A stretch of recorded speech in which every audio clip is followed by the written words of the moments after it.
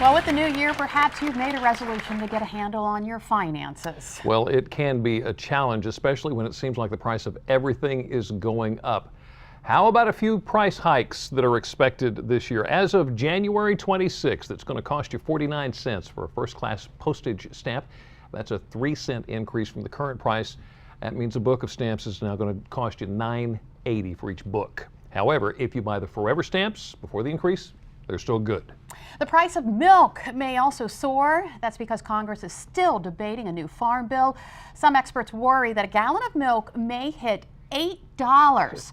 Although there's a good chance there will be a plan in place before that happens. Still, milk prices are expected to rise this year, just hopefully not by triple digits. Cotton clothing, that one's also on the list. Experts say the price of cotton-based products may rise by 5 to 8% this year, and you can blame it on expected unfavorable cotton crop conditions. And experts also predict mortgage rates will hit 5% this year compared to recent 3% and 4% rates. However, 5% is still considered within normal levels. The expected increase is being blamed on the Federal Reserve's recent announcement that it's beginning to taper its bond buying program.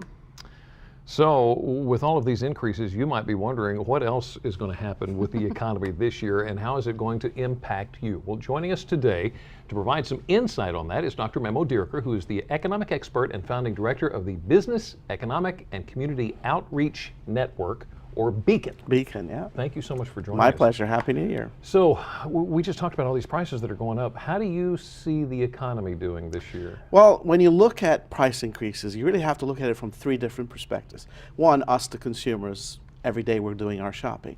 Any price increase is going to be a jar to the system. We don't like it. We don't like to see it. 2, you're going to look at it from the political environment. 3, the angle that I concentrate on, which is the overall economy. Is this good or bad for the overall economy? And strangely enough, a little bit of inflation actually is a good thing for the economy.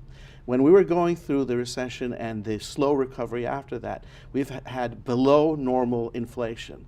The economy did not expand sufficiently.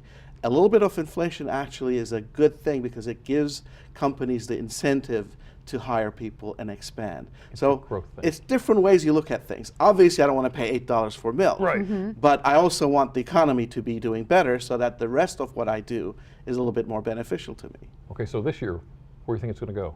I think an inflation rate of 3% is actually, 3 to 4% is a good place to be. Okay. And I think we're going to get that. All right. A key part of the economy, of course, is supply and demand. Where do you see gas prices going this year? Gas prices are interesting. They have these seasonal and short-term volatility to them always. Energy prices have always had that. But in the long term, because of shale oil, with all the attendant political problems that it brings, the supply of energy options is increasing. Therefore, our need to buy from overseas is decreasing. And therefore, we will be able to see a stable supply. When the supply is stable, as long as the refining capacity is in place, the prices will be, on the average, pretty stable over longer periods of time. Okay, so let's talk about the middle class. It seems like the middle class is disappearing, and those that don't have continue to not have. What are your thoughts on this? Again, you can look at this from a political perspective or an economic perspective, and I'm going to leave the politics to politicians. Okay. I'm going to look at the economic. It is not a good thing for our economy for the bulk of our consumers to have less to spend. This is a fact. This is not a political statement. This is just the way it is, especially given that 66 to 70% of our economy depends on you and me spending money. In other parts of the world, it's the government spending the money, it's the companies spending money. Here, it's you and me spending money. If you and I have less to spend in our pockets, that is going to damage the economy because that's the bulk of our economy. When the middle class has less to spend, which is where we are today, that creates less economic activity in the marketplace and less incentive for companies to do more and hire people. Okay. So what can we do? I mean, you say spend money, right? Well, here, unfortunately, we get into the policy side, and I have to dabble in the field that is not my field, the policymakers. But there have been certain decisions made in the past 20 years that have brought us here. There's an incredible number of tax relief available to corporations that have been gained by different corporations and different industry groups on the basis of lobbying. We need to ask our questions, do we really need to give these corporations that are more profitable than ever before, whether they need these tax breaks? Same thing has to be considered in terms of our personal taxes. Is the current tax system the best that it can be?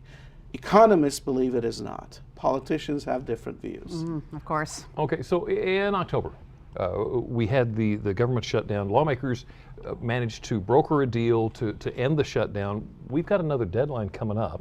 Are we going to wind up in the same place we were? We have the potential for being there, but in my personal opinion, I think we're going to do a lot of drama about it, but we're not going to get there because the main holding block is the conservative wing of the Republican Party, and the rest of the Republican Party has realized that these crisis-type situations are not helping their cause. It's not advancing their desire to get the Senate and maybe get the presidency. So they have read their own polls and they said, this is hurting us, this is not helping us. So they're trying to avoid these kind of crises.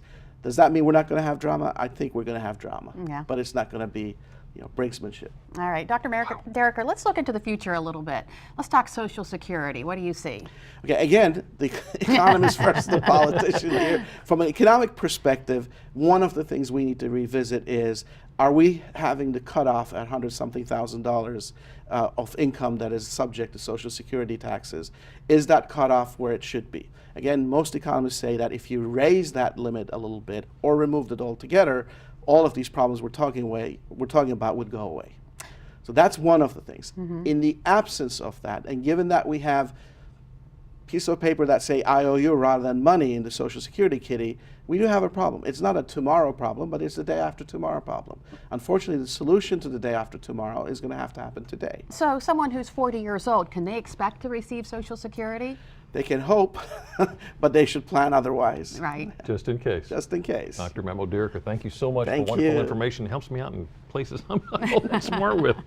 Well, once we have a handle on our finances, it's time to get a handle on our fat. Maybe you want to work it off at the gym, but it's not one size fits all when it comes to workouts. What you need to find out before you sign on the bottom line of a gym membership contract. And once you do sign that contract, we're going to learn how to stay in the exercise mode, including simple steps to make sure the gym remains part of your weekly routine. But first, we just learned more about where the economy is headed this year. Well, we've teamed up with Sussex County Federal Credit Union to help you make better sense of your money. And here is this week's tip. On behalf of Sussex County Federal Credit Union, I'm Pam Fluette with this week's Dollar and Cents tip. Paying it forward is an opportunity that each of us have to make a difference in the lives of others. As the chairman of the Sussex County Federal Credit Union Foundation, I am pleased to be part of a nonprofit organization that dedicates all of its efforts to supporting underprivileged children and their families in Sussex County. Through the Sussex County Federal Credit Union Foundation, we work with local schools to identify children who are in need of school supplies, food, clothing, shelter, and in some cases, medical care. For just $10 annually, you can join the Sussex County Federal Credit Union Foundation and support the needs of underprivileged children in our communities. Thank you for making a difference, and remember, together we can achieve more.